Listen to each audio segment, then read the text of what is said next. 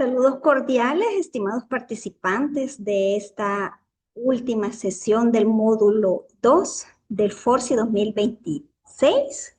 En esta ocasión les voy a explicar lo que es la interpretación crítica de resultados.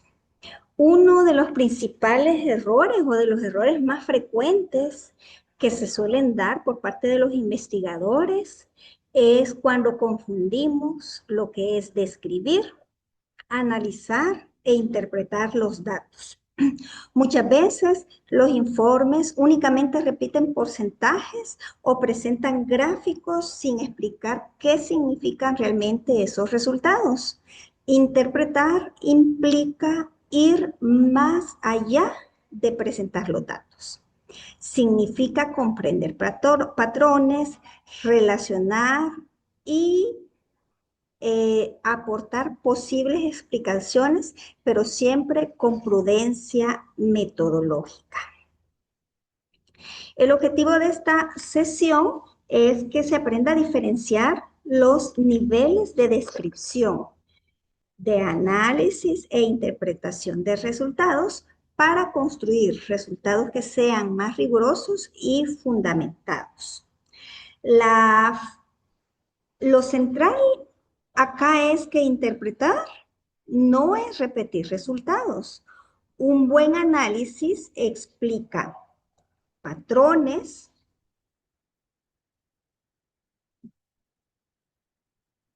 relaciona datos, permite interpretar significados y permite evitar afirmaciones exageradas. Existen tres niveles de análisis. El primer nivel es el de la descripción. El segundo nivel es el análisis y el tercer nivel es de la interpretación. La descripción únicamente presenta los datos. En el análisis se relaciona la información y con la interpretación explicamos los significados. Veamos ahora algunos ejemplos. Tenemos el primer nivel, que es describir. Describir significa presentar la información tal como aparece en los datos. En esta etapa mostramos porcentajes, las frecuencias o los promedios, las categorías, si estamos hablando de investigaciones cualitativas y las citas textuales. En el ejemplo que estamos viendo en esta tabla, dice el 70% de los participantes usa herramientas digitales, muy puntual. Acá únicamente estamos mostrando un dato.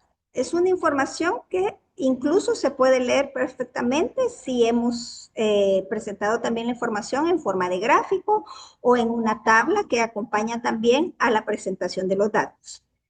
En este nivel todavía no explicamos relaciones ni aportamos el significado de estos datos. Veamos el segundo nivel.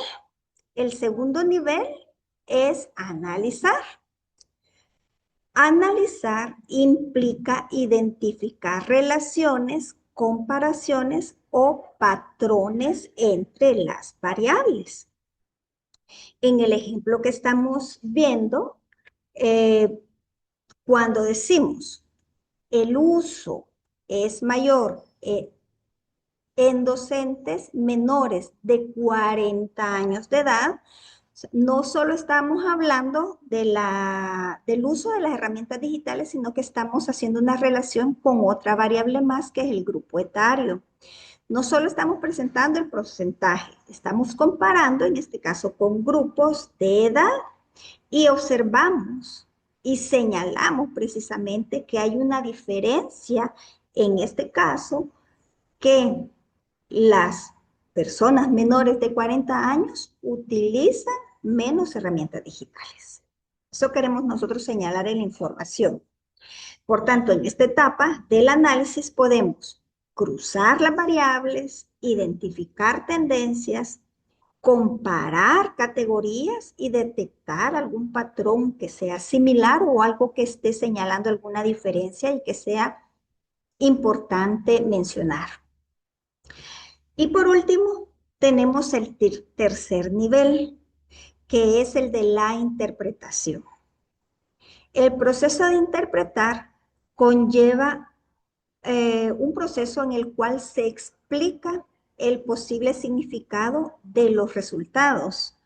Tomen en cuenta algo sumamente importante, que la interpretación debe utilizar expresiones prudentes, por llamarlo de alguna manera, como por ejemplo, podría indicar, sugiere, posiblemente, se relaciona con. ¿Por qué pasa esto? Porque a menos que nosotros trabajemos con un censo, es decir, con toda la población, no podemos generalizar absolutamente a toda la población. Entonces, si nosotros lo hiciéramos así, es poco recomendable porque precisamente en una investigación debemos evitar afirmar cosas que vayan más allá de lo que nos demuestran los datos. La interpretación debe estar sustentada en evidencia y no en opiniones personales. Sin embargo, sí se pueden usar, como les decía, frases tales como podría indicar una relación con, como en el caso que se está señalando acá en el ejemplo. Esto, o sea, el hecho de que el uso sea mayor en docentes menores de 40 años podría indicar que hay una mayor familiaridad de los jóvenes. ¿Por qué? Porque ellos tienen mayor capacitación y acceso tecnológico. Entonces, eso puede explicarse, ahí puede radicar la explicación de que los docentes menores de 40 años sean los que más utilizan las herramientas digitales. ¿Se comprende? Espero que sí. Eh,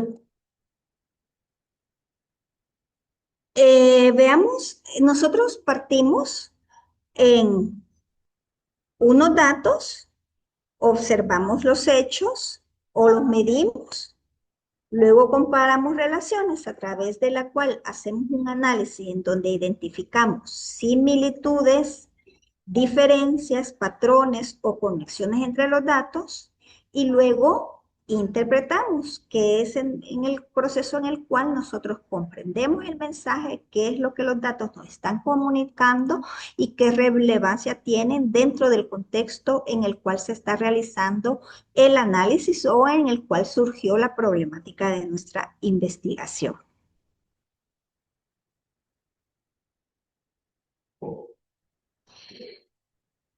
Sin embargo, existen algunos errores que deben evitarse en la interpretación. En este caso, yo les voy a mencionar uno de los cuatro errores más comunes. En primer lugar, tenemos repetir porcentajes sin explicar. Es común ver análisis en los cuales está el gráfico o la tabla y luego hay un párrafo de texto que está repitiendo exactamente los mismos datos que se pueden leer en el, en el gráfico o en la ilustración que se ha utilizado. Eh, Se debe aportar a la hora de hacer el análisis una comprensión más amplia y no solo repetir números. O sea, es necesario pasar de estos, voy a regresar, de esta descripción a la interpretación. O sea, no estoy diciendo que la descripción en algunos casos no sea necesaria, sin embargo, la descripción muchas veces eh, es todo el análisis. ¿Y qué pasó con, qué significan entonces esos datos? Entonces, el primer error que suele cometerse es repetir los porcentajes sin explicar. El segundo error que suele cometerse en la interpretación es generalizar sin evidencia. Por ejemplo, decir que todos los estudiantes tienen conciencia ambiental es un error porque No podemos nosotros generalizar más allá de lo que muestran los datos y debemos evitar afirmaciones absolutas, como todo, siempre o nunca. En este caso, si el 100% de los estudiantes a los que se les hizo esa pregunta dijeron que sí tienen conciencia ambiental, podría usarse la frase todos los estudiantes incluidos en la muestra. O sea, todos los incluidos en la muestra sí implica el 100%, pero todos los estudiantes, o sea, todos los estudiantes de todo el país o de todo el mundo, o sea, eso es una generalización demasiado amplia. Entonces tendría que ser, si es el 100%, todos los estudiantes incluidos en la muestra. Veamos el tercer error. El tercer error es atribuir explicaciones a causas no estudiadas, como por ejemplo decir, los estudiantes usan plataformas digitales porque son más responsables. Acá aparece un error grave si el estudio no evalúa la responsabilidad. No podemos concluir, por tanto, que esa sea una de las causas. Entonces, la investigación debe diferenciar lo que es la observación, la inferencia o la causalidad. Podemos hacer una inferencia, podemos decir que tal vez se debe a que sean más responsables. Estoy dando una causa, pero no la estoy afirmando. O sea, estoy diciendo, sugiriendo que puede ser una de las razones, pero como no lo he estudiado, no lo puedo afirmar. Veamos el cuarto error. El cuarto error es ignorar contradicciones. A veces, cuando se realizan investigaciones cuantitativas, unos datos dicen una cosa y otros datos más abajo reflejan otra realidad. O incluso cuando se realizan investigaciones mixtas, los datos cuantitativos muestran una cosa, pero los datos cualitativos la contradicen. Por ejemplo, el resultado eh, en donde el 80% afirme estar satisfecho. Sin embargo, en las entrevistas, porque los jóvenes respondieron que las plataformas les fallan constantemente y eso les causa un disgusto o un malestar. Entonces uno dice, bueno, el 80% está satisfecho en el dato cuantitativo, pero en las entrevistas me están diciendo que las plataformas fallan demasiado y eso está causando malestar. Entonces, ¿qué tan satisfechos podrán estar? En este caso, pues lo recomendable es decir que la encuesta indica una alta satisfacción, pero que las respuestas abiertas evidencian que la satisfacción podría no ser muy alta, dado que las plataformas fallan constantemente y los entrevistados expresan que eso les causa malestar. Entonces, eso podría indicar que la satisfacción no es tan alta. No hay que tener miedo de evidenciar las contradicciones dentro de una investigación. Esas contradicciones también son hallazgos y no se pueden ignorar u omitir dentro de nuestro análisis. Ahora veamos un paso más allá de la interpretación, un nivel mucho más alto de la interpretación que implica integrar datos cualitativos y cuantitativos. Una interpretación sólida no depende únicamente de porcentajes, también puede apoyarse en categorías cualitativas. Estas pueden ser citas textuales o patrones observados, incluso cruces de variables cuando hablamos solo de investigaciones netamente cuantitativas. Eh, Veamos un ejemplo de integración. El dato cuantitativo dice que el 75% afirma utilizar herramientas digitales frecuentemente. Y el resultado cualitativo dice que las plataformas ayudan, pero a veces tienen problemas de conectividad. Aquí los datos cuantitativos muestran una alta frecuencia de uso, pero las respuestas cualitativas ayudan a comprender dificultades y experiencias reales que se está teniendo en la interacción dentro de las plataformas.